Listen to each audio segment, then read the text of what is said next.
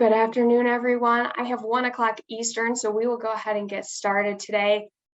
Thank you so much for joining another one of our weekly education sessions. My name is Kelsey Ostergren, and I am joined by my colleagues Kim Haft and Elena Baer. I know there's a handful of other Superior Health folks on the line as well.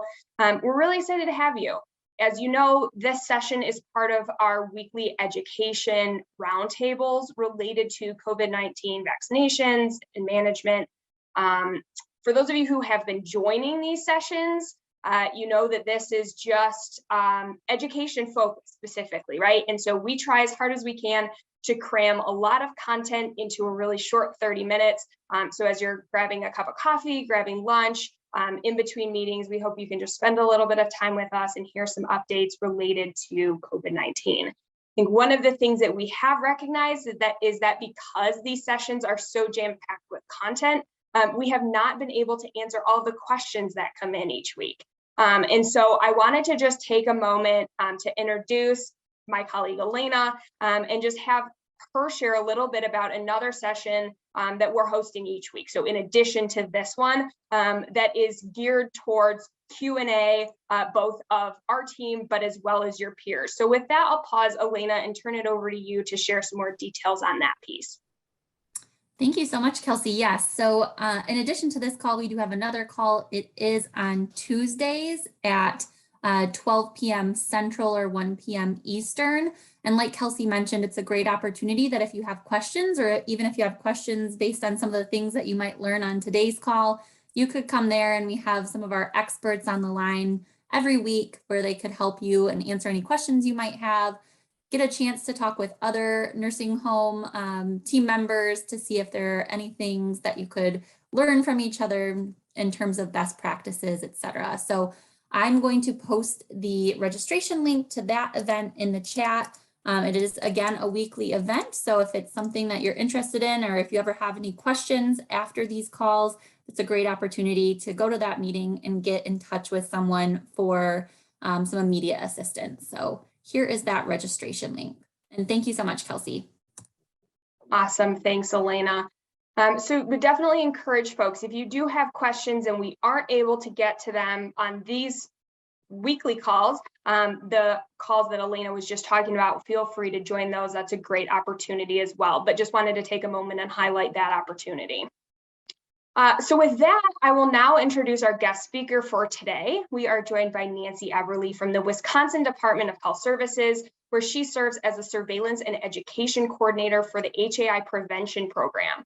And she's just going to spend some time today discussing NHSN data entry related to COVID-19, to vaccinations, and spend a little bit of time just highlighting some of the common challenges that she's seeing, that we are seeing as we've been engaging with homes across our region. My hope is that as you listen to Nancy, you'll be able to kind of look at some of the pointers and think about how your data entry is going, and hopefully that will be helpful. Before I turn the call over to Nancy, just a couple other brief housekeeping things. I will post the link to the slides in chat, so feel free to download those, save them, and use them as you see fit. Towards the end of the session as well, we will post a link to a really brief feedback survey. If you could just take 2 or 3 minutes to give us input, it would be really helpful for us. Again, we want to make sure that the content we're bringing to you is helpful, timely, relevant, and we don't know if that's true unless we get that feedback. So I'd appreciate that. And again, would just encourage you, please use the chat box as Nancy's talking. We will do some Q&A at the end, again, provided we have some time, and we'll use anything that comes through in chat for that conversation. So I think I've covered all of the introductory stuff. And so with that, Nancy, welcome, and the floor is yours. Great. Thanks so much, Kelsey. And thanks for having me today. And I'm actually going to turn off my video so I don't distract myself by looking at myself. So Yeah, thanks a bunch, and really hope the information I cover today is going to be helpful to all of you. So as Kelsey said, I'm Nancy Eberle. I'm the Surveillance and Education Coordinator at the Wisconsin Division of Public Health for the HAI program. And I spent a good portion of my time providing technical assistance both to long-term care facilities and acute care facilities on NHSN, both on the sort of navigating some of the access and registration challenges, and also on the reporting side. So we could go to the next slide, please, Kelsey. Thanks. So just a quick disclaimer as I start here.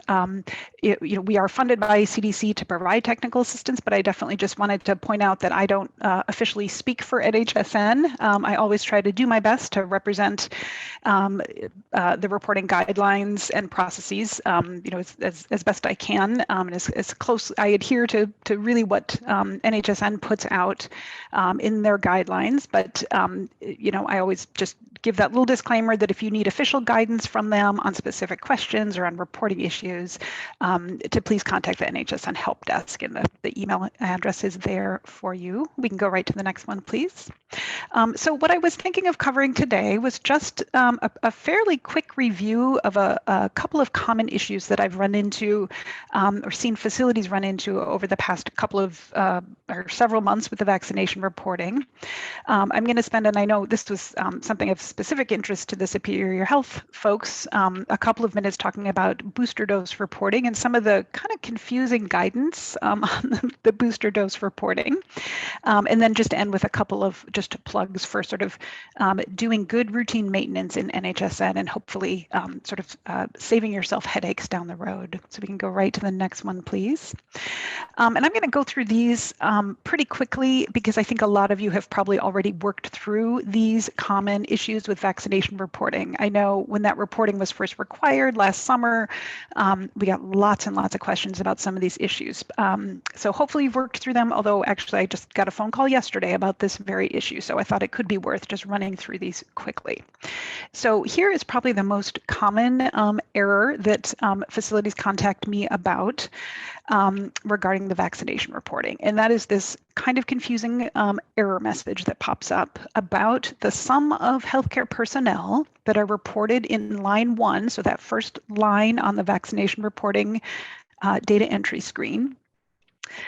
And the fact that the people that are being entered in questions 2 and 3 don't add up to the number that were entered for number 1. So that's what this one is referring to. And Kelsey, if you could just go to the next slide. So really what they're talking about is the fact that the total number of staff that you enter in each of those 4 categories, so the employees, the licensed independent practitioners, the students and trainees, and the other contracted personnel. So the total number that you enter in line 1 on that data entry screen, each of those people needs to be accounted for in your responses to questions 2 and 3. So everybody has to fit into one of those boxes in 2 and 3, and people can only fit into one of those boxes. So you'd only count them once. So they're either going to be partially vaccinated, have completed a primary vaccine series, they have a medical contraindication or exclusion to the vaccine, they were offered but declined the vaccine, or their status is unknown. And then we can go right to the next slide. And this is kind of the second most common issue, and it's directly related to that first issue. So I'm hoping you can see this on the screen here. So there's a line underneath question 2, underneath 2.5, that is sort of an auto-summed total, and it shows up in a little gray box. And so when people see that first error and are being told that their vaccine numbers aren't adding up, folks, of course, start to look at what's been entered and try and figure out, why is the math not working? So that number, and this is part of the NHSN system under 2.5, which is the any completed vaccination, COVID-19 vaccination series number. Visually, if you just look at that, it looks like that number should be the total of everybody you've entered in 2.1 through 2.5. So it comes underneath it, just design-wise, it looks like, oh, I'm trying to add up all of my staff. That must be everybody I've already entered for 2.1.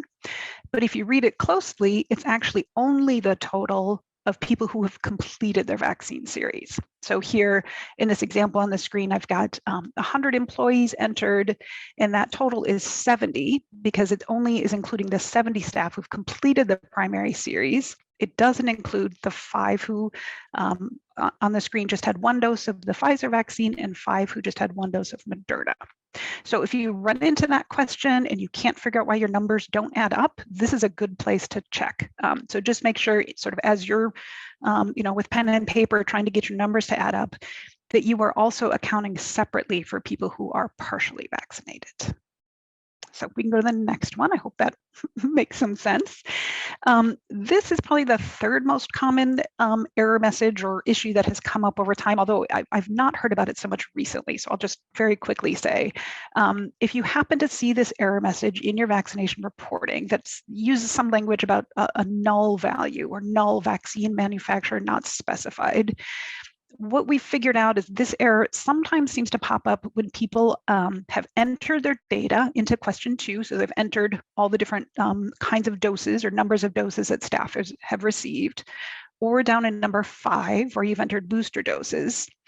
And if you enter those, basically there's something kind of glitchy about the system where it seems to matter which vaccine manufacturer shows up in that drop-down menu in number 2 or in number 5.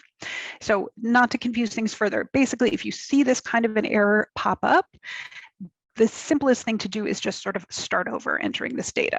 So you click on all those little trash can icons next to the numbers, start over, pull down that Pfizer on that drop-down menu, enter your Pfizer information, go back, pull down Moderna, enter information about Moderna doses, and so on. So once the data is entered, things just seem to get a little bit funny and glitchy if you try to edit data that's already been entered. So I hope that one makes sense. So we can go to the next one, please.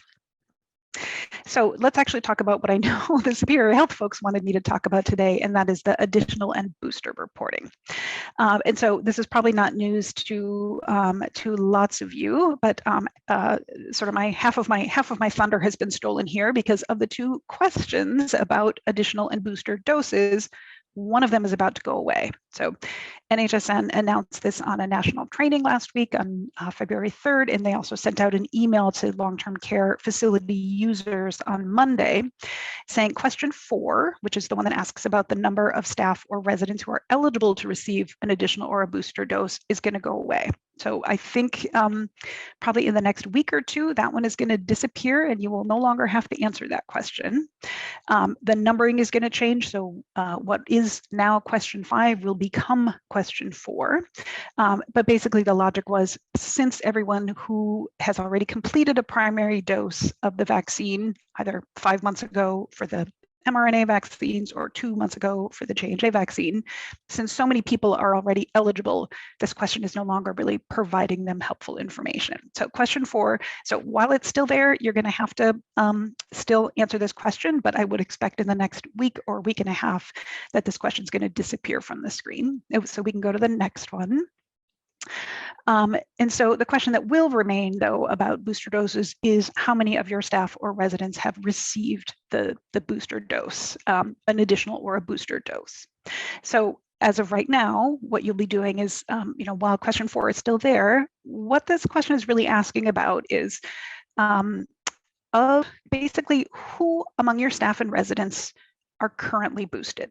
So I know we're going to talk on the next slide in a minute. There's some confusing language about cumulative counting, but I think for the booster and additional doses, to me, what has made the most sense is to think about this as you are reported, as the day you sit down to do this reporting, you are reporting on the current vaccination status of your staff and your residents.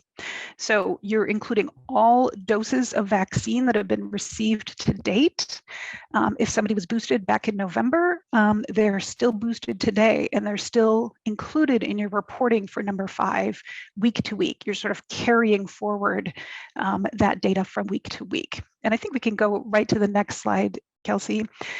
So I think some of the confusion around the terminology and specifically for the booster dose reporting has to do with the way NHSN has chosen to refer to this as cumulative reporting. So there's a distinction that I sort of wish NHSN would have made a little more clearly at the beginning. So there's a difference between how you think about the data that you report in the pathways, so the 4 pathways where you are reporting on new cases and admissions and therapeutics that have been administered, where for the pathway reporting, you are only reporting on new events that happened since your last data entry. And since it's weekly reporting, basically new events that happened since last week.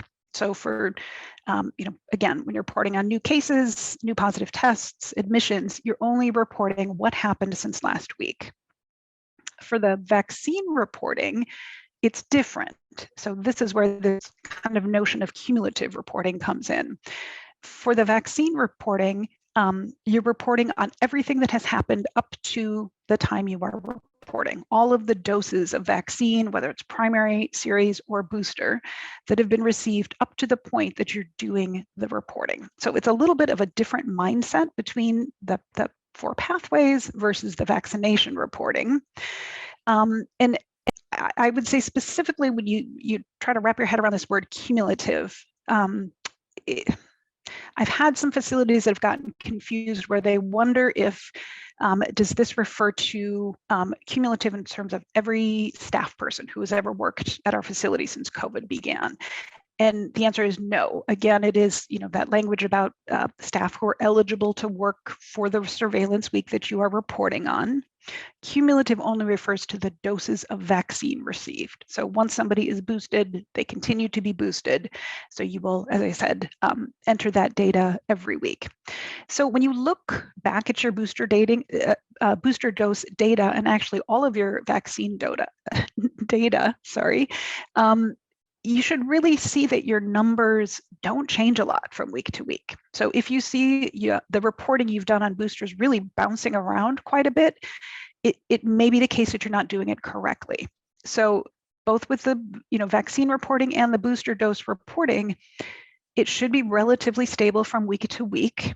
The reasons that the numbers would change from week to week would be on the resident side, if a new resident is admitted, if a resident passes away and is no longer at the facility, or if a resident gets a new booster dose. So for those reasons, your data would change for either the current week or the next week reporting, depending on how you're doing the reporting.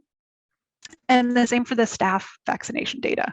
Those numbers shouldn't change a lot from week to week. They would change if a new staff person comes on board, a staff person leaves, or a staff person gets another either primary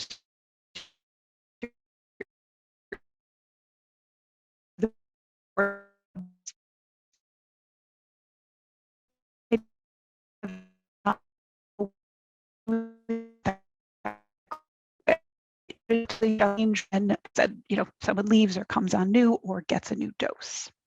We can go to the next slide, please, Kelsey. So just a couple, basic take-home messages about the reporting. So again, on this topic of sort of how should facilities know, how can they know that their reporting is complete and saved and correct? So, at its most basic level, I would always, I think if I were a facility, think about whether or not I have reported data for the 4 pathways and for the 2 types of vaccination reporting every 7 days. So I know there's some confusion about this Sunday night deadline for CMS. I think it's easier just to think about, when you look at that calendar view here on the screen, do I have reporting entered every 7 days? And that will, keep you in compliance with the requirement. The other thing to look for is those green banners. So you want to see for every data entry, you want to make sure that you have 6 of those green banners, 4 on the pathway side. So you've entered your resident, your staff, your supplies, and your therapeutics data. And for the vaccine side, that you've entered the healthcare personnel and the resident data.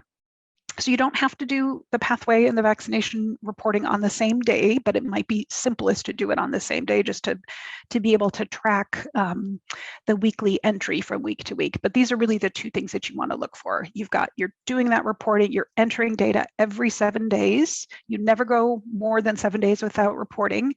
I talked to a facility this morning who said, hey, for this week, we have been reporting on Wednesdays, but we knew we were busy today. So this week we reported yesterday. And she was talking about the pathway reporting. And so her question was, what do I do next week? I said, well, if this week you reported on Tuesday, even if you've historically been reporting on Wednesday, next week, make sure you go back in on Tuesday and report again. So again, you never have more than 7 days between your data entries. And this is all related to the CMS requirement to enter data at least every 7 days. So we can go to the next slide. And the last thing I just wanted to touch on here, and this is something I always bring up, but I really do mean this, and I'm not being flip here about your future self will thank you. This idea of just doing some routine NHSN maintenance. And I talk to facilities all the time that are really regret that they didn't keep these things up to date, because you sort of don't know that there's a problem until it's too late. And then you have difficulty staying in compliance with the reporting requirements. So of I think I have two tips here of what you can do in terms of routine maintenance that really you'll be glad you did down the road. So one is to just take a minute and periodically review who is listed as the facility administrator in NHSN for your facility. Sometimes facilities will enroll a facility, somebody else is doing the reporting, and they don't look back for 2 or 3 years and then realize, oh gosh, that person is long gone. The person who's listed as a facility administrator is long gone. So this doesn't need to be the actual administrator of your facility. It should be a current NHSN user, and it usually, I think, works best to have whoever is the most frequent reporter in NHSN. And the reason this role is important is because only this person can add new users, can deactivate users, people who leave, and update user emails in the system. And you can check who is listed as the facility administrator by here on the right-hand side of the screen. From the left navigation bar, if you go to facility and then facility info and scroll down to the bottom of the page, and you can see who is listed there as your facility administrator. So if that role needs to be changed, you can either, if the current facility administrator is still there, they can reassign that role to another user. If that person is no longer there, which is more often the case, or they're unable to log into NHSN, there's an online form on the NHSN website you can submit to change that role to another person. If we can go to the next slide, please, Kelsey.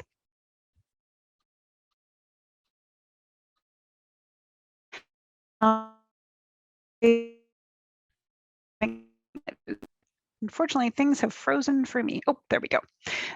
Sorry, I'm having some connection issues going on. So the second issue thing I would really encourage you to do, and again, I know these sound super basic, but it really is worth a couple minutes of time, is just to make sure you always have at least 2 active NHSN users at all times.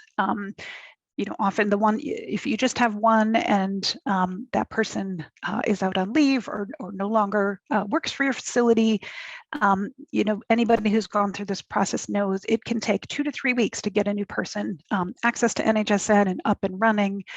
And so considering that you have weekly reporting requirements from CMS, this is why you really want to have a backup user at all times. So you can look and see a list of who the users are for your facilities. If you go to that users tab on the left navigation bar and click on find and then click find again, that will bring up a list of everybody who's a user. There's a little a column that'll say why or no, yes or no, to tell you whether or not that person is an active user. So make sure folks are active users. And then just to note that they don't broadcast this very, very widely, but SAMs will automatically deactivate a user if they don't log in into the system for 12 months. So, just add a note to your calendar. If you have a backup person who isn't actually, actively entering NHSN data, just ask them to log in every 6 months or so, just to keep their NHSN and their SAMs access current. Also, just double check that the users' email addresses are current, particularly if your company has changed your domain name or been bought by another facility. Make sure that the email addresses that show up in NHSN are people's current email addresses. And then the process, if you need to add somebody to be a backup or a second user, again, it's only that facility administrator person can start that process from the left, again, that left navigation panel from the users tab and click on add. And that's how you start the process for a new person to get NHSN access. And I think that's my last slide. I know it was a lot to cruise through in a quick amount of time.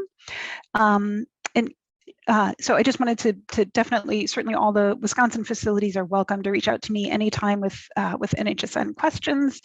And I know Kelsey has added contacts for Michigan and Minnesota who I think understand can also provide some NHSN technical assistance if that's helpful. So that is all I have. And Kelsey, I don't know if there were any questions that came in the chat or if people have questions.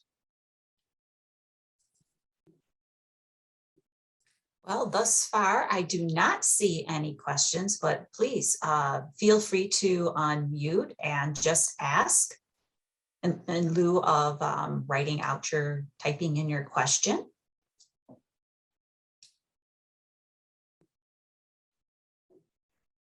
Oh, okay, there is a question chat. Yep. Did you see that too, Nancy? I do, yeah, and I recognize the name. So this is a Wisconsin facility. So yeah, they are, NHSN is doing some data quality checks where you're right, you may see an error that there is more than a 15% difference in your data from week to week. And you're right, it's a soft error, so you can just click through if the data is correct. And Angie, we could connect offline, or I'll take a look at your data after we get offline and get back to you about it. I mean, I would, if I saw that error, if I was a facility, I would definitely, pause for a minute and think about what it's saying. I mean, I think for smaller facilities, it's easier to have a 15% or greater difference in your data from week to week.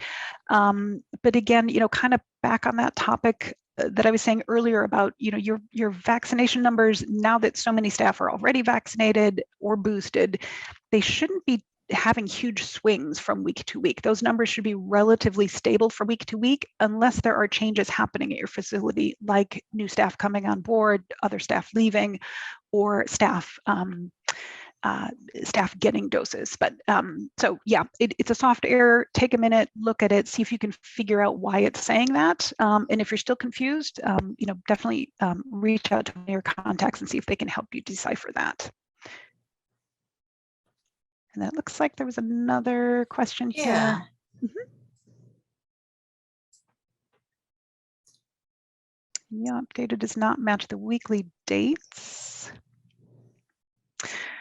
Right. I know there's been so much confusion about this too. So for the vaccination data, this is different than the pathway data. NHSN actually defined the surveillance weeks. So they say a surveillance week is always a Monday to Sunday.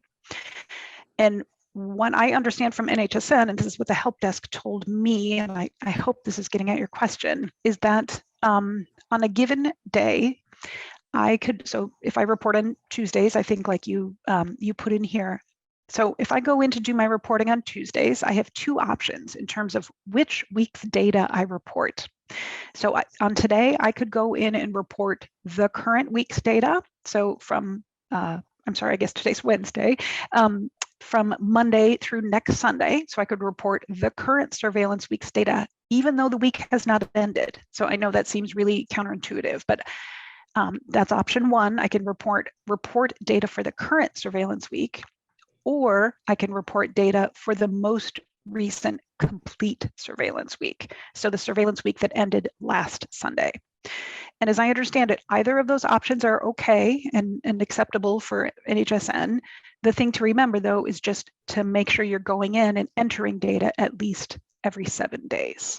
So, and I know, again, there's that language about at midnight at Sunday, but if you're reporting every 7 days, you will always be reporting data by every Sunday at midnight. So to me, it makes more sense to think about reporting every 7 days, and I can either report on the current surveillance week or the most recent, the one that just ended, the most recent complete surveillance week. So I hope that helps.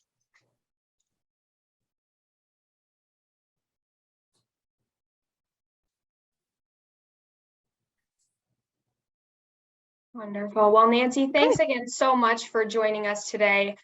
With the 1 minute we have left, I just wanted to make a note that we will be joined next week by a geriatrician, Dr. Jane Peterson, who's going to spend some time talking with us about immunity and the difference between our natural immunity and our vaccine induced. So excited to have that topic on slate for next week. Hopefully you will be able to join us. And one final reminder, both the link to download the slide deck for today, as well as a quick survey, both of those are in the chat box. We would appreciate any and all feedback you're able to provide. And with that, we will go ahead and close today's session. Again, thank you for being here. And Nancy, thanks so much for joining us and sharing all of your knowledge.